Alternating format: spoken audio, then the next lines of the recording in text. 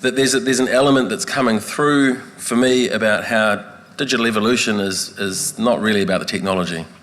I mean, it is about the technology, but it's not. It's actually about leadership and people and relationships and collaboration, and those things, how we organise ourselves as people, are the heart of success for that kind of digital evolution.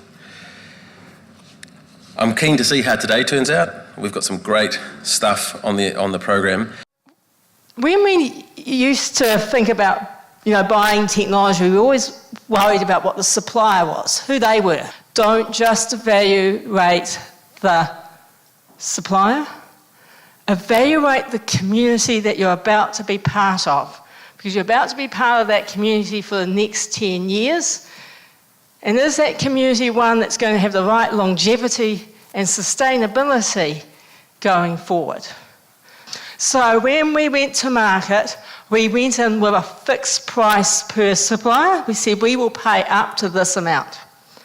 Now that amount was not enough to cover the supplier's cost. I knew that. But that enabled me to evaluate something. Remember, I was really interested in, would international players come to New Zealand? And remember, 7 out of the 8 said yes. That told me something about the market and how interested was the market in New Zealand. We must be not just agile in technology terms, but agile as people and as humans, and that we actually don't talk about being multidisciplined. We actually deliberately go across and create those teams and recognise as we create those multidisciplined teams, it's going to be challenging. You're going to have great debates and conflict, and that's okay, because through that conflict is where you actually get insight and innovation. And if I take Lucy and I take something like an iPad or a mobile phone, and I take the fact that she's got different expectations of a government, of being a citizen today or citizen in the future than we've had, then that's a hugely disruptive force. We've got this kind of like tsunami of digital content and holdings and information out there, and our archival and collection and holding institutions feel like that little Mount Fuji, I presume, Fujiyama, that's about to be swamped by the tsunami. We created a strategy, Archives 2057. That's like even further than Blade Runner 2049. Fantastic.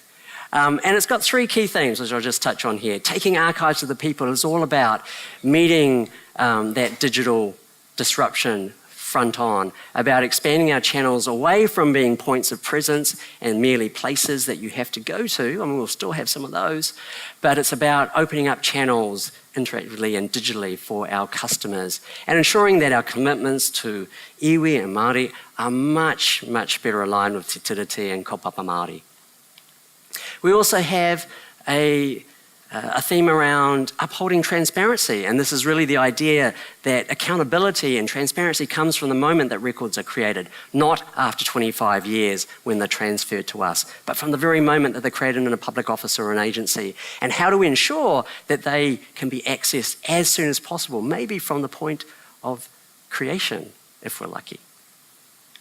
And then finally, this idea that in a hyper-connected world, we can't do this on our own. In the past, it wasn't that difficult to create a system where you put records in boxes and put them in cars and you truck them to us. Now, in an interconnected world, we can't do that by ourselves. We have to work with standards. We have to develop them. We have to work with public offices like the offices that many of you are from and represent, and build that system for the future, working together. Recently, I've come to realise that we're a generation who aren't waiting around for legislation to change things first. We're the ones taking charge in the areas that we believe need improvement and then urging our leaders to change it for good. My purpose is unleashing the digital generation, and I feel like just getting Kelsey on stage to talk to you, my work here is done. What I'm really passionate about is helping society, helping organisations embrace the change that's coming. So I hear a lot in the media and from people that I'm talking to that we have a massive talent shortage, we have a skills gap, especially in tech. What's going on? I completely disagree. We have got an oversupply of fantastically talented people.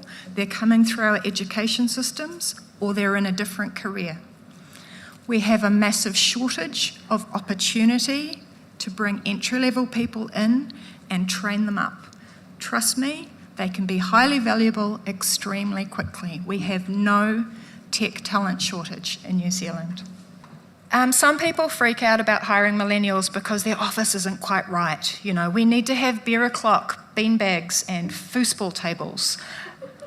I hear this a lot. It's so untrue. What you do need is a supportive work environment, a very clear and aligned purpose and passion, and the ability to communicate a clear understanding of how their work is making a difference. If it's getting tangled up in bureaucracy and decision-making, those bright people are not going to stick around. I believe that there is huge potential for positive socio-economic growth if more young members of society were involved and enthused by government processes. But what is it that we need? Is it more external agencies? Is it more experience in service design teams in our ministries? Or is it simply youth voices and fresh thinking across these agencies and teams? You know, I think we're living in a world now where, you know, there is no digital native, there is no Generation X, there is no Generation Millennial. It's actually Generation C. So what is that? That is generation of the connected consumer. It transcends all ages, all geographies. It's all about knowing our customers and being connected with them. And so actually we're helping develop algorithms now that can read te reo. There's lots of AI out there for English, or one of the other 4 or 5 major languages in the world. But minority languages, there's less algorithms out there. And that's partly just because of the volume of data you need to train these algorithms. But we've been helping build algorithms for te reo. So if we really want to be as, moving forward, we actually need more people from a much more diverse range of cultures, backgrounds, leading and designing our evolution so that the voices are heard. And we also need them to be participating in the development if they can't be actively leading. And that affects how we think about policies in our schools, our education, how we design, a whole range of our policy in New Zealand. So Darwinian evolution requires 3 things: reproduction, variation, and selection pressure. And I'm going to ask the question, why would you think that Darwinian-style evolution meant anything to the digital world? Because it doesn't have any of those characteristics.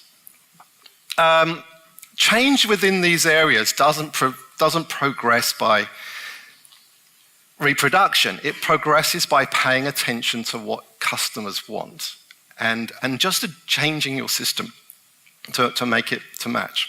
Do we see variation? No, we don't actually. More and more of the digital solutions we see are exactly the same. We tend to build on the back of the work that somebody else has done, which is, if you don't know what the future is going to bring, what you have to be is adaptable.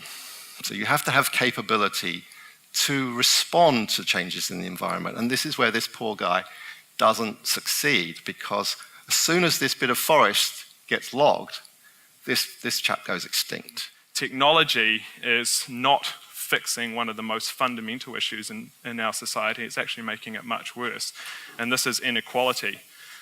For all the cool things that you can do with data and information and AI and all that kind of stuff, actually what's happening is a great concentration of that power. If we think of the digital age as the age that we're in and moving further into, then data is its currency. And the currency of that new digital age has been hoovered up in massive amounts by companies and corporations. So what could we do to change this future? You know, we want all the good things that data can provide us and AI can provide us and digital futures can provide us. And we want those cool experiences like Uber to exist because it makes our life easy and convenient. Well, it's actually possible to have your cake and eat it too. And that's why we're working on blockchain technologies, because it gives you the power to create technology systems that aren't owned by corporations, to put your data to work in a system where that corporation doesn't have access to it, to create economic models which encourage equality in the ecosystem and make it easy for you to break out of it if you're not being treated fairly. Decentralization should create a better world for everyone, and it's an important thing to try and get your head around, because without it, we go to centralization. There's this kind of black and white space here. We're seeing centralization now, power, money, information, influence, and that's having an impact even in governmental processes and elections and democracy.